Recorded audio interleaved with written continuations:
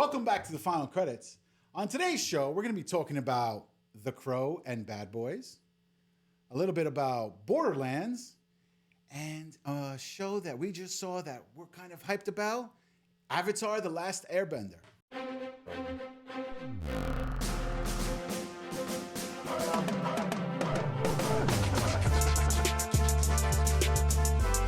And joining me today, we have none other than Joey Pancakes. Welcome. Johnny 64. Ayo. And here we go, guys. Today's show is going to be a little bit, we're going to start it off a little bit on a sad note. Famed comedian Richard Lewis has recently we just found out literally a few minutes ago, half hour ago or so, that he passed away. People know him from Curb Your Enthusiasm. We know him from Robin Hood Men in Tights. That classic movie. That classic movie. So... He was great as Prince John in that movie. Yeah, very well. Very hilarious. Yeah. So, yeah. Oh, rest in peace. Yeah, that's it. And ironically, during the last season of Curb Your Enthusiasm as well. So, kind of a bittersweet ending to that show now. I think he was somebody that was more remembered for his comedy than his roles. However, he has that, famous role on Curb, which is probably his most signature role, at least for lately. Yeah, people in our generation. I think when Comedy Central back in the day did 100 Greatest Comedians, he definitely made that list. And he always talked about dark humor, which was kind of his signature. Yeah, that was his thing, yeah. So, yeah, we offer our condolences. Moving forward, we're going to be talking about Borderlands, a trailer that we literally just saw today. I'm not going to lie. We literally just saw it today. Well, to be completely truthful, I think all three of us haven't played the game. So. Well, that's also true. I almost played. I almost got it once, but I just never got into it myself. But I mean, hearing that the movie's in the works for it was interesting to me at the very least. So it was worth taking a look at this trailer for sure. The trend of video game adaptations continue. This time we're getting another movie out of it instead of a TV show. The trailer is definitely interesting. Looks like a fun and wild ride. I got positive vibes from it. It feels like it feels like Guardians of the Galaxy mixed with what's the famous Mel Gibson futuristic movies? Mad Max. Mad Max, yeah. Yeah, and that's.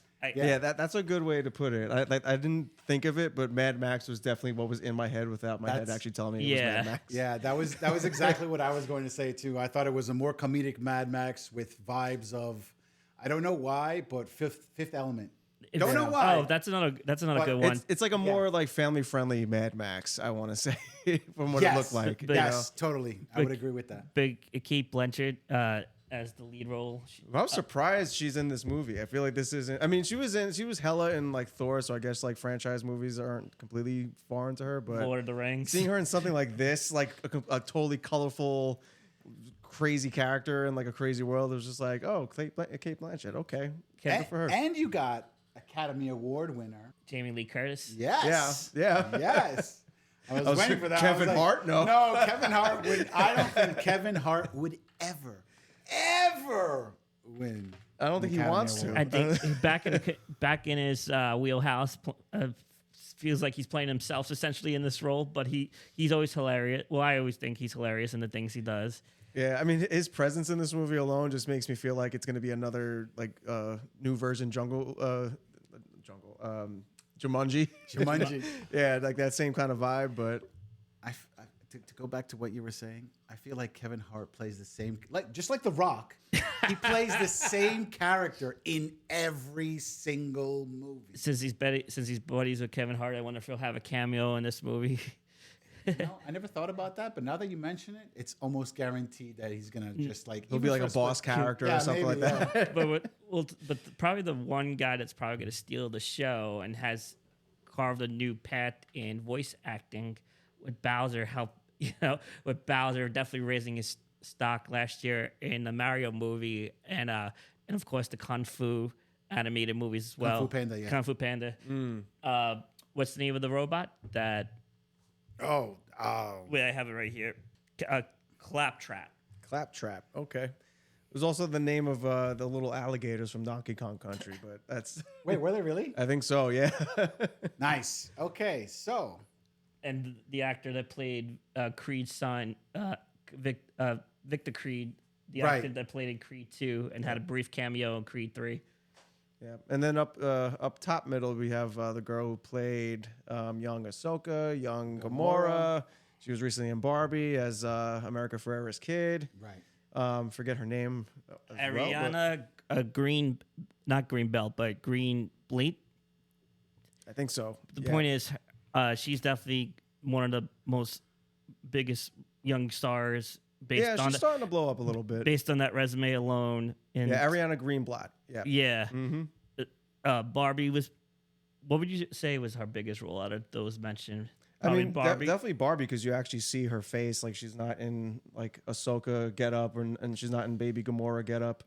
So But- you know, like but you favorite, actually but see her self, in her but acting chops. I guess being the Star Wars fan, and loving how great Ahsoka was, and when they, and not to go on a tangent, but when she played young Ahsoka, see that in the archives, she killed it when they did the flashback when she played the younger version of the character and her interaction with Anakin. But back to this, And she was in one of the newer Boss Baby movies too. Right.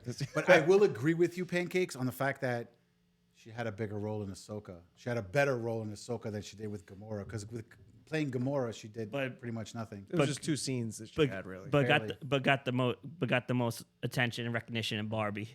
Oh yeah, Yeah. that's what I'm saying. That was when you actually saw her for her, like as an actress. Right. She didn't have like any like prosthetics on or anything like that, you know. Yeah, she wasn't. And she had the whole movie, like you know, not the whole movie, but she had a much bigger role there. Yeah, she wasn't green or orange in this role. Yeah. No heavy makeup. Yeah. So this is just like a continuation of her rise up, stardom lane. So good for her. But so far so good with this movie. I have a good feeling about it, and talking about video game inspire projects has been a big thing on this channel since we launched. So I'm excited to see it, at least based on this one trailer.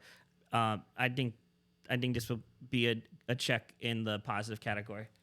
Yeah, I mean it's like you said, like it's just another movie that's just like kind of building on that that new expanding video game paradigm that we're seeing blow up in the movie universe. So again, like we said before, none of us have played Borderlands before, but it seems like I've seen gameplay. I don't want to call it like another Fortnite, but it seems like one of those like colorful hero shoot 'em up games. So that like everybody plays online together.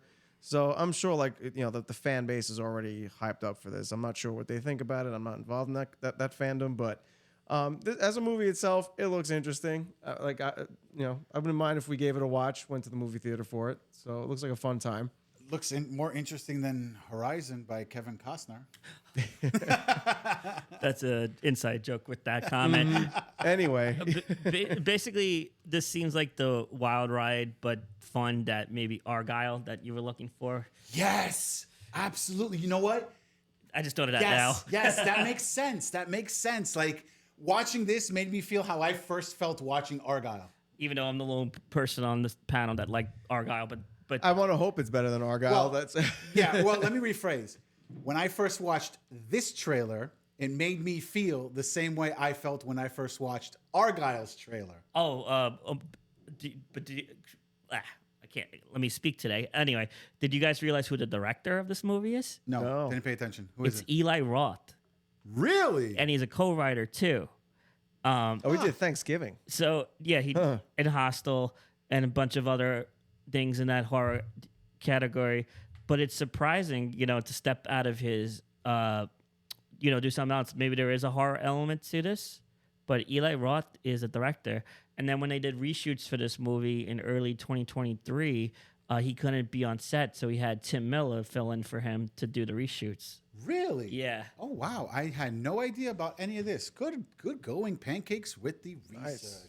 Yeah. Nice. So the question goes out to you guys. Do you want to watch it? Have you played the game? Tell us what... Who your favorite character is. Yeah, if you play it, who do you play as? Yeah.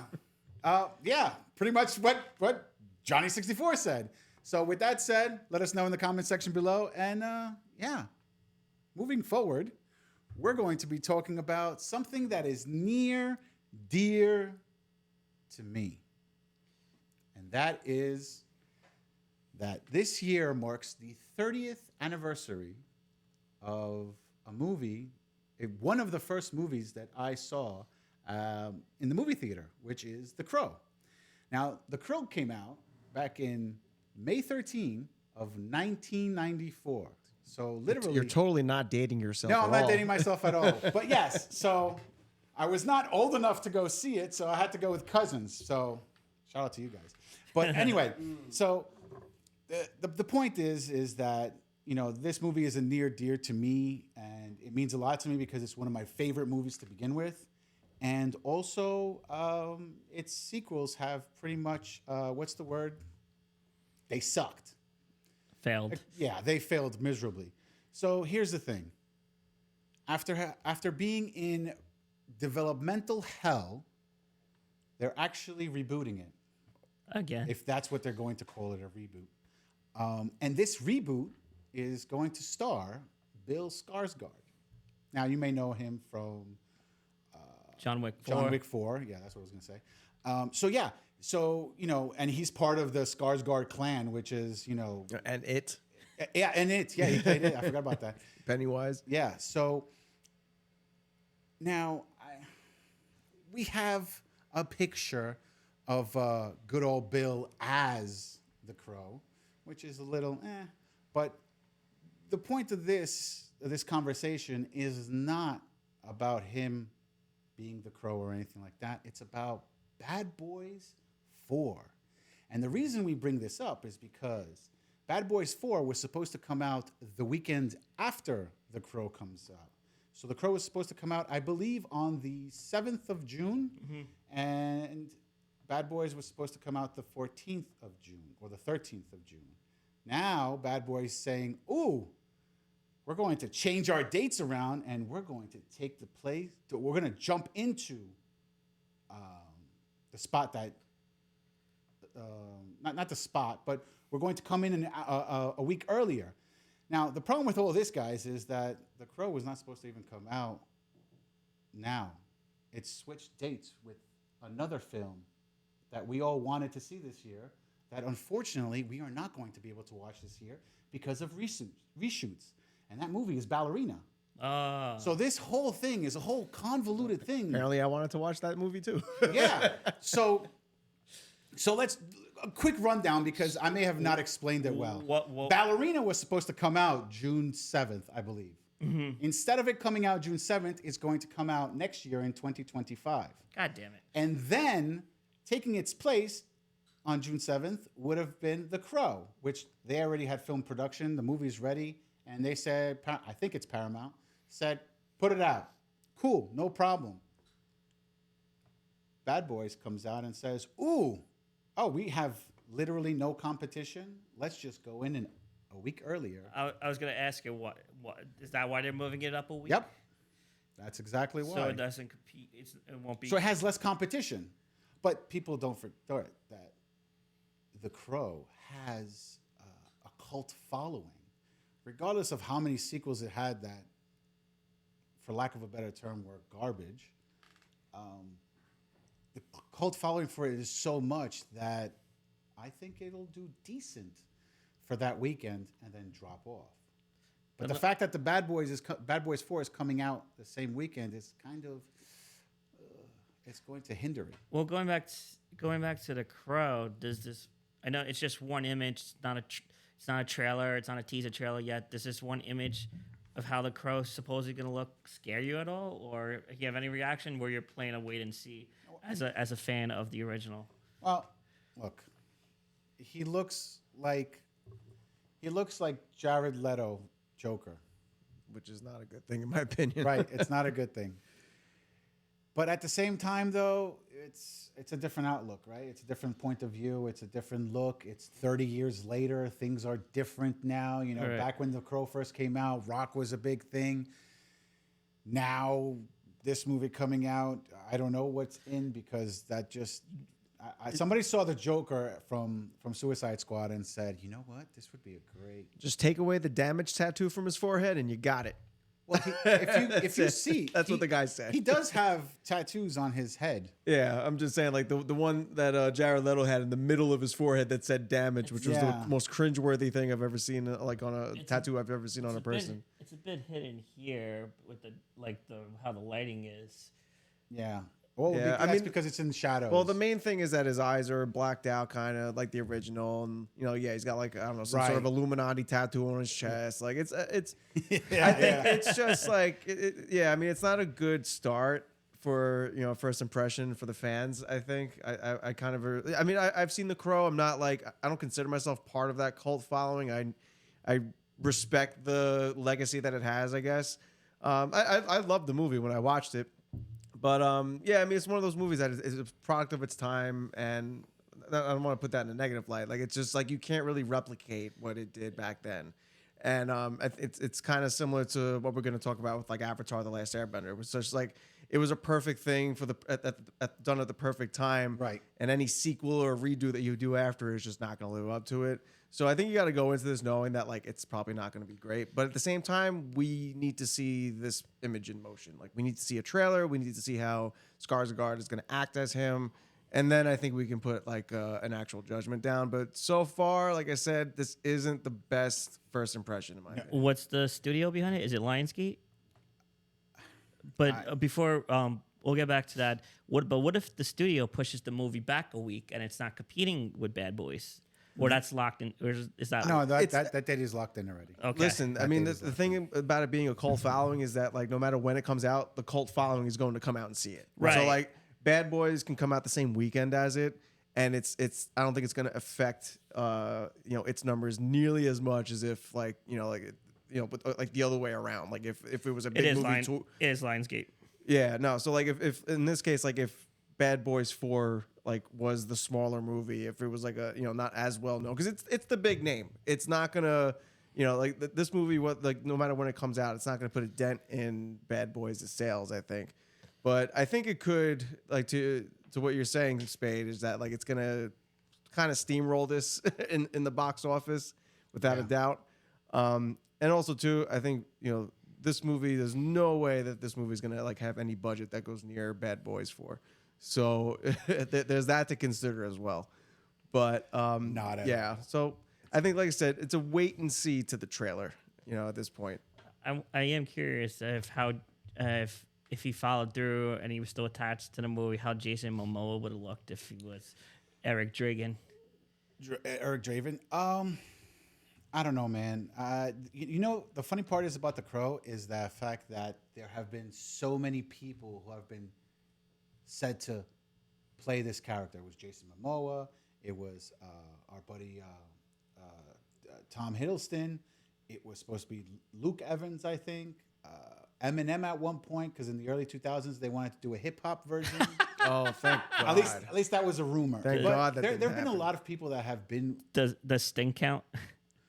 The wrestler, Sting, Yes. the wrestler. Oh, that's Sting. No, That would have made more sense, but he's too buff. right. It is too Shout old. out to Scott Hole because he was the one that came up with the idea for Sting. Okay, and he's too old now. Obviously, he's in his Right. 60s, about to retire. But in the 90s, he incorporated it because that's when things were more edgy. Right. And he fully embraced it with the look, the long black coat, the face paint, the long hair, etc.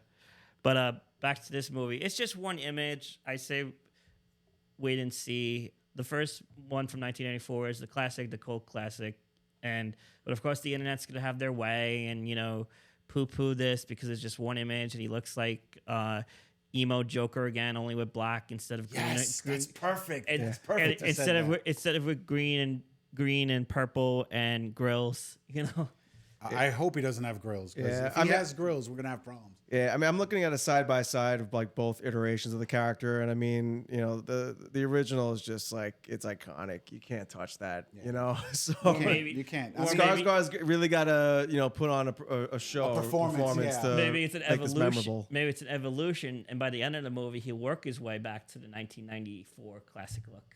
Just a thought. He grows his hair out by the Yeah, end of the movie. I don't think so. Well, Pancakes. he's this mystical being coming back from the dead to get vengeance, so he has some sort of supernatural powers. Maybe he can grow Yeah, his but hair. I don't think his superpowers would be, oh, let me grow my hair real quick. Yes. Let me go Super Saiyan, you know. Like, It's not going to happen. Or this is his character coming back from the dead from John Wick 4 because oh my God. and he's coming back. I think we're going too deep. I mean, wait, you said it was Lionsgate, right? Yes. And who Oh, no. And they this did, is the crossover we did not expect. Don't and entertain this. And Ballerina's getting reshoots, and that's Don't the same. entertain this. Oh, never mind. This all makes sense, guys. Let's This- move on. This all makes sense. So, moving on, guys, what do you guys think? Do you think this is going to be as bad as the other sequels for The Crow? Or do you think that, because there's somewhat of an A-list actor playing Eric Draven, will that be better? Let us know in the comments section below. All right, everyone. We're going to have some fun today. Today, we're going to be talking about a show that is near dear to Johnny 64's heart. And that show is none other than Avatar, The Last Airbender. But live action for Netflix. We are back at it again. They're trying again. The live action iteration of what I consider to be a perfect show with a perfect beginning, middle, and end. And listen, I watched this show knowing the past that this series has had with its attempts to go live action before with M. Night Shyamalan. I actually never watched that movie. I've only seen clips just to see how bad it was, and I only needed to watch a minute and a half just to understand. This is not something I should ever even consider watching. Yeah, you're better off. So I went if into you watch that, you're gonna have to find them and Yeah, and like I said, the original Last Airbender to me is like the perfect story. And anything that you do is just what we were saying about The Crow before is that that any sort of retelling or reboot or whatever is not going to live up to the original. Fine, but let's see. I go into it with a wait and see. Let's see how I come out of the season thinking. And look, it had. Wait, hold on, Johnny. Before you yes. go further, I think we need to let the audience know that Pancakes. This is his first time watching anything that has to do with Avatar: The Last Airbender. Before you go into your tirade, whether you liked it or not or anything, let's talk to somebody who has never seen any of it and see what his thoughts are. Pancakes. So I actually took your advice. I listened to you for once, probably Thank the God. one and only time. I went into this with fresh eyes. I didn't watch the original Nickelodeon show, but where's my camera? So let me talk to you, Netflix, because I know you watch this every week. Not let me talk to you, not you, cameraman. I'm going to say something which I usually save at the end. Netflix, you should greenlit season 2. I thought it was that good, this show. The visuals were unbelievably so good. I love the special effects, how they did the powers of everything, of air, fire, earth, water. One thing I'm waiting for, I don't know if they'll do this storyline, the off-air airbender of heart, and then with the powers combined. Oh, don't you dare. And it could become Captain Planet. Oh, don't you even dare. I saw that insult coming. I the saw legacy that coming. of this show. The first episode, not season, episode 1, establish everything. The main character, Aang, gets lost 100 years, basically still has the mindset of a 12-year-old child. Firebenders are those evil. There's no doubt who the villains are in this. They're so evil and corrupt. They're basically fighting each other. And they definitely clear Billy Joe. If we didn't start the fire, it was definitely them. I like the various arcs. For something that's TGPG, and I'll ask you guys when I start my questions to you, for something that was a showdown on Nickelodeon, now Netflix with a PG rating, it's pretty dark. It wasn't gory, but there was clear death. There was genocide. You saw dead bodies down to the skull. With the cast, with the few actors I know Ken Lee as the uncle, the only voice of reason Oh, Paulie. Yeah, Paul. I'm sorry, Sunheim. Paul Sunley from Mandalorian and Ahsoka. He was great. Daniel Day Kim, he got sick of the water and lost, Yeah. and Hawaii Five-0, so that's why he went to the dark That's the side. Fire Lord. Now you want to know? Yeah, he plays King Ozai. You know, something funny about him. This is not his first foray into the world of Avatar. I know. He voiced both the characters in Avatar: Last Airbender and Korra. Oh, really? Yeah. So he was great as the big bad. Well, there were multiple villains from the Fire Nation. Zuko, he grew on me throughout the season, but Zuko, I just wanted to yell at the TV, just shut the shut the bleep up already. He's like a whining kid at first, just wanting daddy's approval, But when they got into the backstory, I say the show is worth the watch. It's an easy binge, 8 episodes you can knock out over the weekend or even a day with the time, but definitely there should be a season 2 as well received. But now I have some questions for the two of you, especially for you, John. Hold on. Yeah. Do you want to go into your questions, or should we have John explain what he liked and didn't like about it? Well, it's Depending what your questions are, I guess, if that would end up answering the questions that you have. I guess I'll start with. Well, I was going to save this question for last. Did it live up to your expectations? That's a really tough question to answer because, I guess I have to say my general thoughts on this is just that, if you're going into this knowing how the show, the original show went down, the progression of the story, there was not one episode where I wasn't feeling annoyed to even irritated at times with the things that they changed up. There's things that they put out of order. Some things I get why they did and it actually worked. Some things I was like, why did they do that? There were characters that showed up much earlier in this show than what they did in the original show. And, the visuals, they were great. They weren't perfect. The acting, there was some good castings. There was some that I was questioning. But despite all that, all the annoyances, I came out of this feeling something for this show and excited for season 2.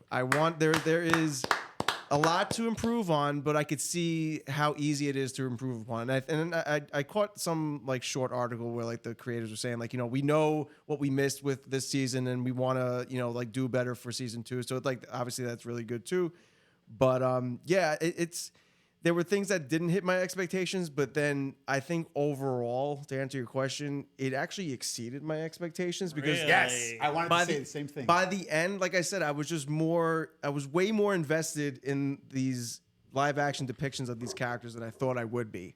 It's just I don't know what it is, but I was feeling that same sort of connection and camaraderie that they had together that the original show had.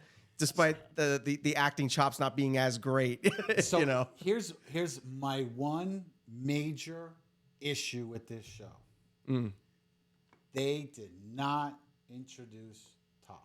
Well, she didn't come until season 2. I don't care. Why? I don't care. That's season 2. She's going to be the star of season 2. Watch. They introduced the Fire Daughter pretty early than usual. Right, Yeah. exactly. She was one of the ones that, she was the biggest biggest difference in my opinion. She's gonna have more airtime in season 2, but she did in the show too. For the airtime that she had, she was pretty good. One thing to add to my thing is each episode the show got progressively better. Yeah. There was no filler. There was no this episode was weaker. It wasn't drawn back. It Right. wasn't. They didn't try to let's try and put something over here to stretch it out to make it for our time frame to make 45 minutes an hour episode. Was the original show Nickelodeon this dark for a kid, So, especially for a kid's show? It got. Yeah. It pushed the. Honestly, this show pushed the limits of a PG-rated show the same way that the original Airbender pushed the limits of a TVY7 show because there was very much implied death and violence and things like that. Obviously, you're not going to see blood or anything like that, but there were a lot of dark moments in the original show that, like we said when we were talking about the trailer, that really made it stand out from anything else on Nickelodeon at the time. You weren't seeing anything like this with SpongeBob or Fairly Odd Parents, Danny Phantom. None of that stuff was happening except for Airbender on Nickelodeon. So it's it was going somewhere with that, but I forgot. I feel like you partially answered this, but I'll ask it anyway. Yeah. Did the Netflix live action show stay faithful to the original show at will? How well No. did that benefit or even maybe hurt the show? I think so. Well, I think the biggest weakness of this show was trying to constrain everything within its shortened runtime. Well, I say shortened runtime, even though each episode was an hour long, but they had to Yeah, I was stuff gonna say, into yeah. like 10 episodes or Right. so or less. And I think the original show, like each season was like 20 episodes, even though they were those episodes were only 21 minutes long. It's double the amount of episodes, and you can draw out more story. Yeah, you could, but think about it. 20-minute episodes, 1 hour episodes. They kind of almost, 20 episodes or Yes, 10 but live then- action. But then on top of that, there were things that they did that I think took things out of balance, where they were spending too much time with showing us what was going on behind the scenes with Zuko's sister, Yeah. Azula. Like I get that they wanted to show the backstory behind her now before they would have shown it as like flashbacks in a later season. But I think that method worked better for the original show. They should have just kept it that way. And B, there was too many scenes that she was getting that it didn't really add to what we were like really supposed to be invested in. It's just like, okay, she's coming, or whatever. The subplot that she was secretly talking with General Zhao. Yeah, that's fine. But then everything else that they kept showing her with was just like. Was that in the original show or that's something created for the? I think that was in the original show. It was in the original show, but it was, again, what was it? The second season when she showed Yeah, up. because you see her at the very end of season 1 in the original show. Yes. That like, oh, she was the one talking to General Zhao the entire time. It was like one of those dun dun dun. Yeah. It's like last minute. Where did this bad guy come from? Right. So like, I think that was probably the biggest annoyance I had about it. But I mean, there were other things too, like the Kyoshi Warriors, like the main one that what's his name, Sokka falls in love with. Like they took off her makeup for the final battle. Why would you take off the makeup? Why? Come on. I never understood. And she that. looked so good with it too. She looked like she was ripped right out of the original show. Yeah. She definitely looked the best. And like when they took the makeup off, especially for the final fight, it's like, hey, you're not supposed to do that if you're fighting. You're supposed to be a Kyoshi warrior. But but I think it's like things like that like episode to episode, I was just like, come on, why are you doing this? And well, you again, you partially answered part of this. In addition to the things you mentioned, what were the changes what were some of the other changes you noticed that helped or hurt the show?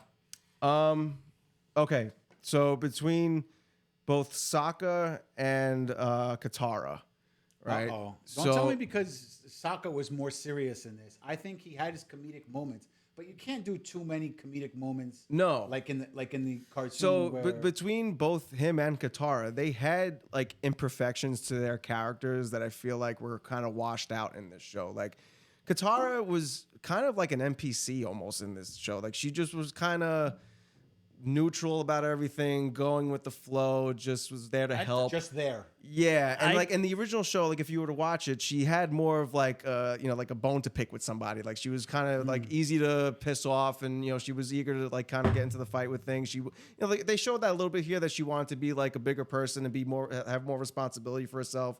But it just something about her character here just wasn't as ambitious. Like it didn't click. She needed an imperfection in Yeah. this show that like wasn't there, that was in the original show. And then with Sokka, it was kind of the same thing where he had like in the original show, and I understand this might be like a charged topic or whatever, but like he wasn't as sexist in this show as he clearly was in the original. Well, they made the old man. They made the old man sexist instead. Which I get. But like the episode with the Kyoshi Warrior, he falls in love with her, right? I noticed something during that show. I was like, there's something off about like what's going on between these two compared to what I saw in the original show, and I can't put my finger on it. But then I remembered what the story was about in the original. I was like, oh wait, because I was like, isn't she supposed to be like kind of like harder on him? She's just like falling in love out of nowhere without like I thought she had to like put him through a test or something, and then they fell in love. But that's what it was. He in the original show, like I said, he had a very sexist side to him where he was just like, guys have to be like this and women got to be like that. And like, what are you doing as women being warriors? Shouldn't you be in the kitchen or whatever? Like, and then they would like smack him up and humble him and all that stuff. But that was part of his character development. Yes. Right. So I think that was important to keep. And I actually think they could have used that as a lesson. They could have changed it up a little bit just to kind of make it more modernized. But like, I think if they had kept that, it would have made it for a really good lesson to have for the show. So those two things, I think. I agree with you, but I feel like if it didn't fix itself by the end of season 1, him not being sexist or anything like that, there would be everyone attacking and trying to cancel the show because, oh, this character is overly sexist. No, but it's let's just cancel culture. Then. No, because it comes down to the context. Because if you show that his behavior is wrong in the show, Changing. then it's like, okay, like they're making him like this for a reason. That, you know, if he learns from his mistakes, he's getting, you know, like he's like, you know, grandstanding to the women, but the women just throw him to the ground. That they show like how much more powerful they are than him, and he's humbled and he understands like I'm being an idiot. Like, I think that is actually great storytelling. That's not something that you should kind of stray away from, you know? And like you said, he still had his, I thought he still did a really great job. Like he was, you know, the actor, especially his name, Ian Ousley. Yeah. He, you know, he still like carried that comedy factor to him. I thought, you know, he made me laugh a bunch of times.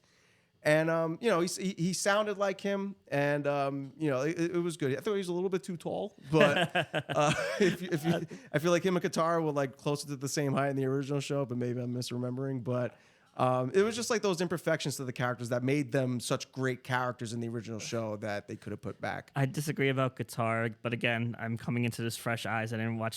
I still have to watch the original. Well, now that you watch this, I think now is a good time for you to watch the original, and you'll pick up on the differences right away. I know Katara was the standout star next to the kid next to Aang himself.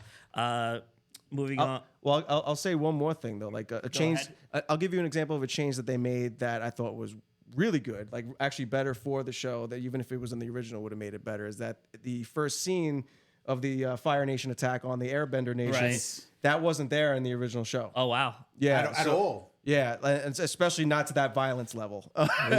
Any flashback they might have shown later on in the show, it wasn't anywhere near that. I think, and it really did a good job setting the stage of like who the bad guy is, who the Avatar is, and where he comes from.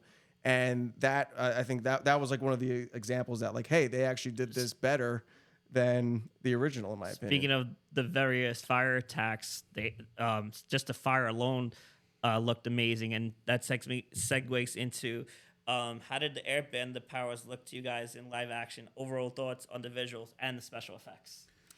I don't think it was bad. I honestly, when I was watching it, I was like, wow, they did a lot of things in this show that was surprisingly really good. Like, it wasn't as shitty as the original movie. Oh, well, let's first things first. The visuals, especially this show, like the movie, the M. Night Shyamalan movie, just does not touch this show. No, not even close. And this is a constrained TV Netflix budget. You know what they did. $15 million an episode is a constrained budget. Yeah. 15 million times that by 10 episodes. 8 episodes, yeah. 8 episodes. That's still what 100 and. Yeah, that's just. I don't know if that's constrained, but that's still a big budget to me. Go on, I'm sorry. Yeah, I mean, I wouldn't call it like a Godzilla -1. How did they do it with this budget type of thing? No. But it was. You were saying there were some scenes that looked really good, and then like other scenes where I'm like, oh, this look, you know, you could see that this is like a green screen or the effects are kind of wonky, but. Yeah, no, I mean the effects and along with like the bending choreography, like especially with the Zuko's moves, like all the fire bending he did, all like the martial arts that were clearly hard choreographed into every move that they made, I thought was really good. That was definitely honestly a highlight of the show in my opinion. So with the Earth Nation, I liked how they made it look, how they used the Earth come up to block. Yeah, that is straight out of the show. Straight out of the show. It's like a normal thing there. It happens so often. It's like second nature. I have a question for you. I don't remember him. Do you remember Jet from the original series? Yeah, they changed. Because they changed a lot on him. Yeah, no, Well, I feel like his role was reduced. He does come back at one point. I forget. Oh, the Freedom Fighters. Yeah. What they changed with him though is that in the original show, it was this like village that had Fire Nation people in it, right? And he wanted to like break the dam to flood them and kill them all, right. Which was again very dark for a Nickelodeon show. But that was the thing that they were trying to prevent him doing. Instead of in this show, he was trying to set off a bomb on the King Boomy. Yeah. So I mean, it was the same kind of premise, but they just changed up. Like where he wasn't a part of Omashu, the right. Earth Kingdom. So they kind of had to, and that was one of the understandable changes. It's like, okay, they didn't have enough time to make both the Jet episode and the Omashu episode, so they kind of spliced them together, and I get that. So, they kind of, it's like, oh, like he's gonna set off a bomb in the middle of like and do all this stuff. Like, they're kind of stretching it a little bit, but I get why they had to do it. So, But speaking of the guy that played Jet, but overall, what did you think of the actors that were cast in as these beloved characters from the animated show, and how well did they do in their performances? I don't think they did bad. I really enjoyed every one of them. I felt like each one of them brought their own to the character, which is good because you don't want to have a direct copy, because then it's like, what was the point of having something that was live action, right? So each actor put in their 2 cents on the role that they were playing, and I feel like they did. Look, like he said before, I am overly surprised that I enjoyed this series more than I thought. I thought I was going to be like, okay, I liked it. Listen, I really think that, for an animated show and having a live action adaptation of it, they did phenomenal with this show.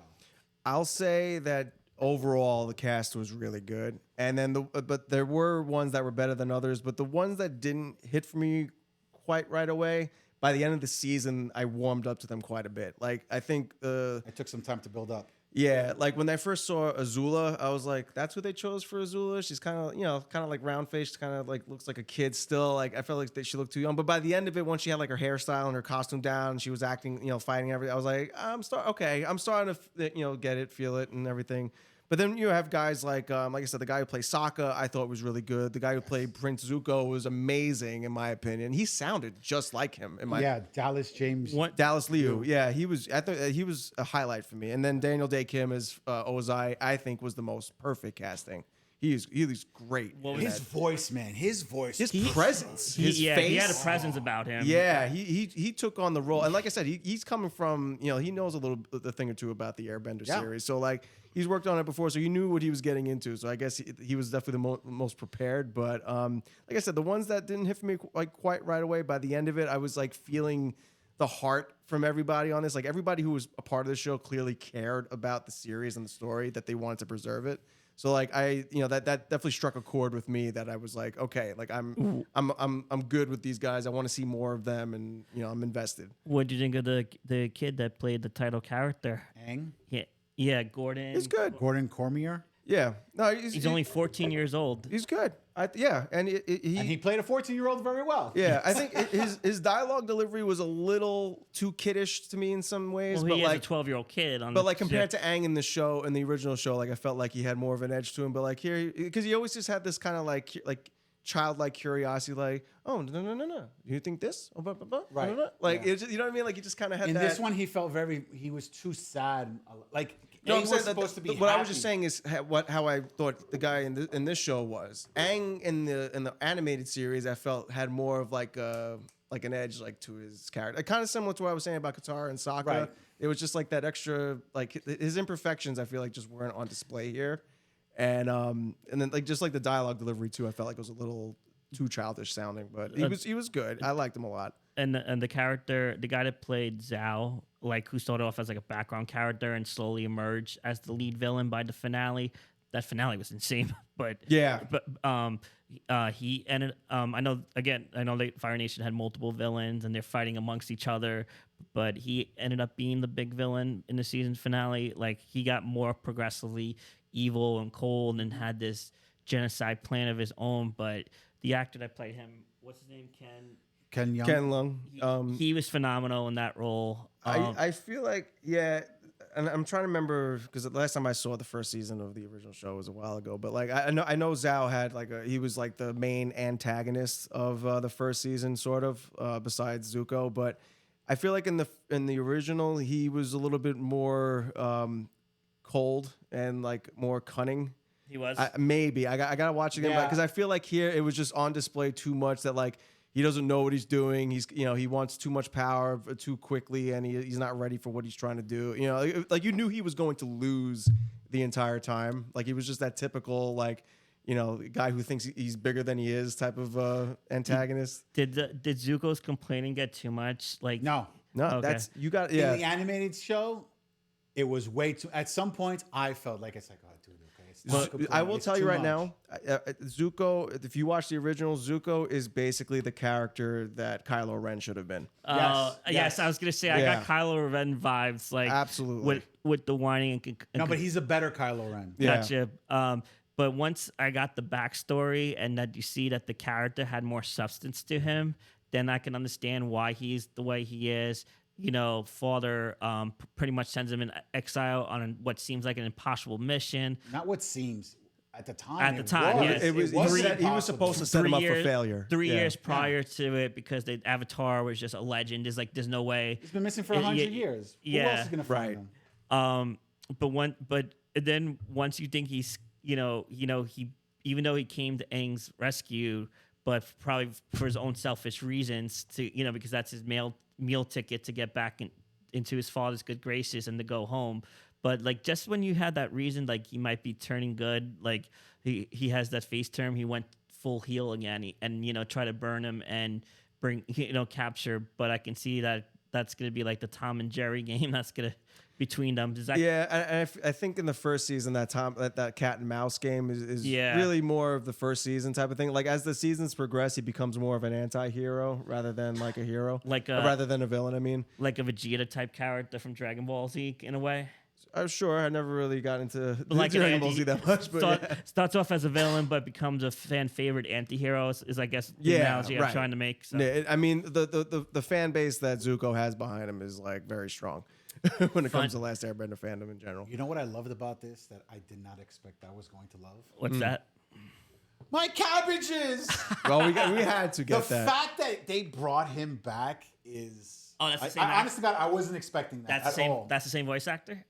Or I'm same not actor? 100% sure. I heard it was, But the fact that character was in the show, to me, it was like the last thing I would have expected. Yeah. And then when I saw him, I was like, "Holy shit!" Yeah, but they gave him like such like an epic scene for it, like my cabbages. I was like, yeah, there it is.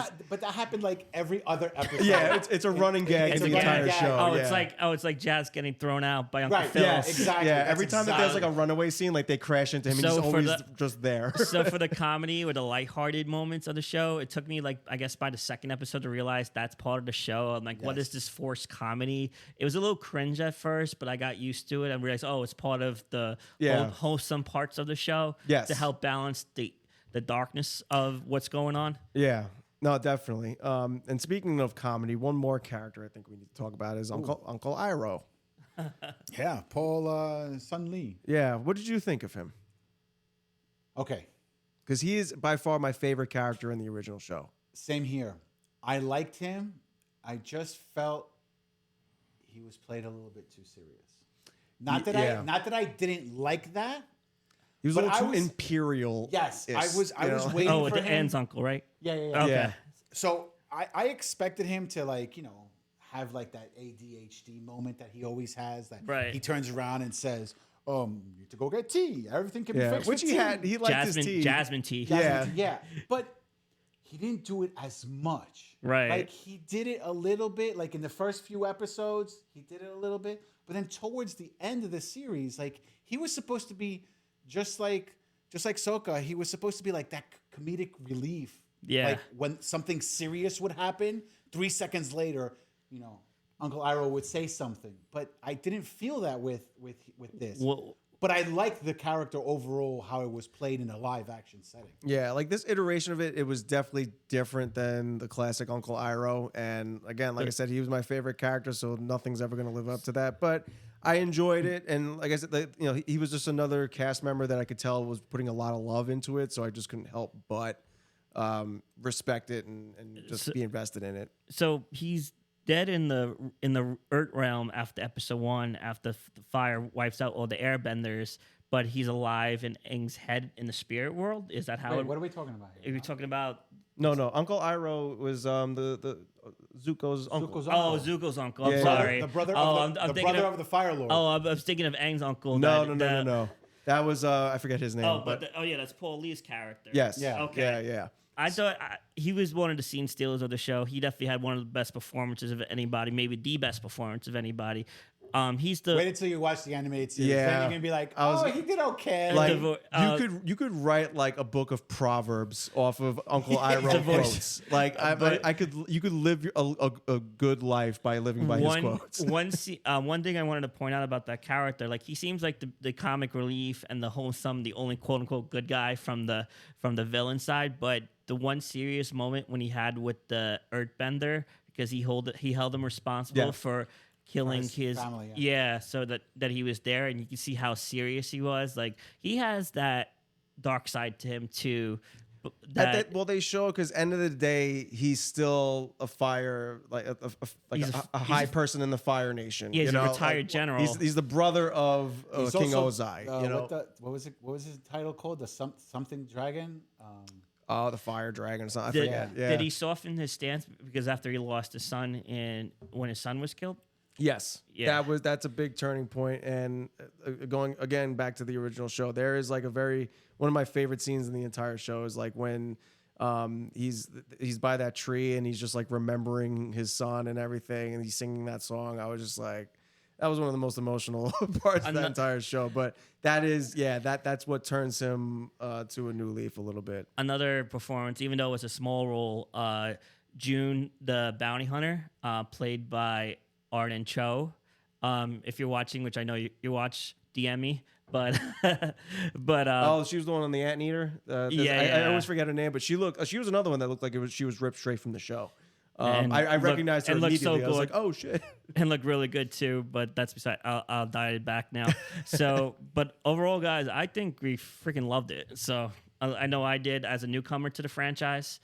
Fun fact: I think this is the only third TV show we cover on this channel that's not associated with a movie franchise. The other two was Last of Us and Twisted Metal. Yeah. And- Well, Last of Us was you're talking about a video game? Well, no, we No. covered a TV show that's not part of a movie franchise. Right. It's a TV show that's adapted from another TV show, basically. Exactly. Because Last Monarch, that's the Monsterverse, all the Marvel shows, of course, Mandalorians, Ahsoka, Star Wars, etc. Yeah. Continental. And Continental, yes. and I read something too that this is the best performing show on Netflix right now. It actually is it? surpassed One Piece. Well, it just came And out. One Piece, I thought was pretty good. Well, Yeah. at the time of this recording, it didn't come out that long. It just came out last week. No, but like just like the span of time that it has been within out, a week, yeah. It beat all the other numbers within that same span of time that other shows have come out. So like it's Interesting. Yeah, That's So actually pretty good. I didn't know if it was going to beat out anything or not, but because again, I didn't know if it was going to be complete trash or if it was going to be a win. But it's a show that overall it needs improvement, and I think the people who are making the show know what those improvements need to be. And I'm just looking forward to more of this. That's it. So I have a question. The original TV show was done by Nickelodeon, right? Mm-hmm. And Nickelodeon is owned by Paramount? Yes. I know where you're going with this, and I know the yet- answer already. And yet somehow Netflix is the one with, it says it in front of every episode, in association with Nickelodeon. Well, maybe they Which- want. Maybe It's the same reason why South Park is on Max and not Paramount Plus as well. Is that they wanted a certain Paramount Plus is not doing well, and they want to make sure that some of these IP have the viewing, the user bases that can give them a lot of views. And there's a lot more people on Netflix than there are on Paramount Plus, so they figured, you know what, this is going to be a big deal. We want to put this on a platform where people will watch it en masse, and not just the much smaller amount of people that we have on our Or system. I was just gonna say Netflix won the. I was just gonna say where Netflix just won the streaming rights in a bidding war. But it does make sense now. Like, why not put it on Paramount Plus if it was a Nickelodeon property? Because imagine this show was on Paramount Plus, how many more subscribers they would get. Yeah, they would have gotten a boost, but it still wouldn't have been nearly enough to match No. what they would have gotten with Netflix. Because they probably realized too that all of their Nickelodeon reboots have just not performed well at all lately. Like their iCarly reboot got canceled midway. Good Burger too. Good Burger 2 was crap, and then they had the Zoe 102, Zoe 101 reboot. It's just like everything that they've been doing is just like with Nickelodeon revivals has just been duds. So they're like, you know what? Like we made something good. Let's put it on Netflix so everybody can watch it, and we'll we'll work from there. But yeah, I agree. So Pancakes, do you have any more questions for the panel? I can talk about this all night, man. So keep them coming, man. I love Avatar. So I didn't write this down, but how would you judge the writing based on the show? Like, did the writing translate well to what we saw on screen? with the constraints that they had, like I said, that was the biggest weakness, is that the time constraints or not like the runtime constraints, that they had to change things around with what they had to work with. I think there are things that they could have done better. Like I said, they could have like eased off of Azula's backstory a little bit more to give like, you know, other core elements to the story, like more time on screen. But what we did get was a really good effort, and I think they succeeded and then some. Yeah. So, you know, some things work, some things don't. And this was just a show that, like I said, it had a lot of heart put into it. So, like, even the imperfections I could look past. If I had one small criticism, but it doesn't ruin anything at all for me, maybe there was just one too many arcs going on at one time. Right. Wait until you watch the show. The original show. Okay, like I will say the original show was much more episodic. It was almost more like Mandalorian, where like every episode they were doing something different. Yeah. Did this feel this like had a more cohesive, like overarching story? Did this feel like an 8-hour movie to you? Or No. Okay. No. And I think that's another reason why it did well, because Disney didn't have anything to do with it. That's why. yeah. And actually, I too. want to shout out the episode Masks in this show. By far the best episode. Is that when they were in the dark forest? When Zuko has to put on the he tries to That rescue. that was a great episode. Yeah. And like the monologue at the end, like talking about like, you know, the masks that people put on. Like I was watching that with my girlfriend, and like we were like almost like emotional by the end of it. Oh, wow. And that was the moment where I was like, holy shit, this show is making me feel something, so it's doing something right. And I'm invested, and now like it made me realize how much investment I had in the show without even realizing it. And I was like, it's doing the right things right, you know? So, I agree. Yeah. I agree. Listen, I wouldn't say I would give a 10 out of 10 to this show. No. I would give it a 7.5. Yeah. A solid 7.5. Which is not a bad score at all. I'll give it a little higher, 8.5 or 9 out of 10. Especially with the shoes you have to fill. I think that's a very big it's hard. achievement. Yeah. Another casting note, even though he was only in 2 episodes, from Community, Danny Pudi as the father. Oh yeah, the mechanist, the mechanist. Like that's another plot, like subplot that he got moved around. Yeah, he's supposed to show up a lot later in the show, but they just put him in this one. That's like he's playing a complex character. Like he has no choice, but he's playing both sides because he's working for the Fire Nation. Because he's trying to survive. Yes, you know. So like, and that's a central theme. With the Last Airbender in general, like with the original show too. It's just like the Fire Nation is causing all this chaos, and everybody's just doing what they can just to live. You know? What did you think of the Earth King? Like, love him. He's in my top 5 favorite Avatar characters from the original show. He did a good job. From what I saw of comparison, they did a really good job bringing that from anime, and that seemed pretty loyal to the original character. Yeah, he's just a little bit little kooky. Loony. Yeah, and he's the most jacked old guy you would ever see. Yeah, I think that was the thing too, that they, in order to make like a lot of the action scenes work and the older characters work, they got younger actors to portray much older roles. So you had like the awkward makeup with the wrinkles and everything. Like I thought it was funny how like Boomy, like especially when he took his shirt off and everything, his face, his head is all wrinkly and old, but then like he has the body of like a 27-year-old bodybuilder. Yeah. It's like he's like all jacked and everything. There's no wrinkles or spots or anything on him. It's just like perfectly young skin. So, that's how he was able to live to be 100 and something years old. Yeah. What did you think of Aang becoming Water Godzilla in the finale, coming the full water spirit, almost losing himself? I think the original show might have did it a little bit better, but I have to watch it again because the finale did it really well, in my opinion. That finale was epic. It was. No, it definitely was. From beginning to end. I mean, the episode 7 leading into it was good itself, but they cover so much with the characters. There's still loose ends to tie. The fact that we got the one sacrifice with the waterbender, the priestess. She was the fox. What's the character's name? Oh, she also fell for him for so. Yeah, that was another love interest for him. Yeah. Does she? No. Princess Yue. Yeah, Princess Yue. I was gonna ask, does she come back in the show? But you guys are not gonna spoil that for me, right? I think it's pretty clear what happens to her by the end of this episode. Watch it. Yeah. Now that you've seen the live action, go back and watch the other one, Yeah, and then you could come back I'll come back on here. and you can tell everybody whether you liked the new version or the old version better. So, is there anything else to add as far as this? Oh, is it me or did he fly without his? Yes, I was yeah. a He's bit- supposed to fly with his kite, but then in that first scene in the Airbender attack, the Air Nation attack, like yes, it's that's something that I feel like in season 2 and 3, like they'll just retrofit it where he's just always Yeah. with his kite, and they'll just admit in interviews like, yeah, we fucked up in that scene, sorry. What- You know, like I don't think it's a big One deal. funny, 'Cause I thought about that. I was like, wait That's a just minute. something. Yeah, that's just a detail they could fix. I one think. funny thought. Anytime he was him, guitar, and Solga or on the flying bison, I kept thinking "Never Ending Story," and the song was playing in my head. Yeah, yeah. I love, yeah, that's what we needed more of too. We need a little bit more APA, but I think in the subsequent seasons that follow, we're gonna get more APA. And there's a couple episodes, and I know you know what I'm talking about, that feature APA heavily, that I consider to be like one of the like best sub arcs in the show. They got to get that right, but that's all I'll say for now because that is not part of this season. The only thing that I will mention on that is remember how expensive it is to have an APA Right. Yes, on yes. screen. So they might Even if they axe- condense it to one episode, they gotta get that. Don't be episode surprised right. if they axe the whole thing out. I would be very pissed if they did. I'm not even joking. Well- They got to find a way to make. You know what? With how well this show is performing, boost the budget up and make I was it just work. about to say that. Yeah. Yeah. So you hear that, Netflix?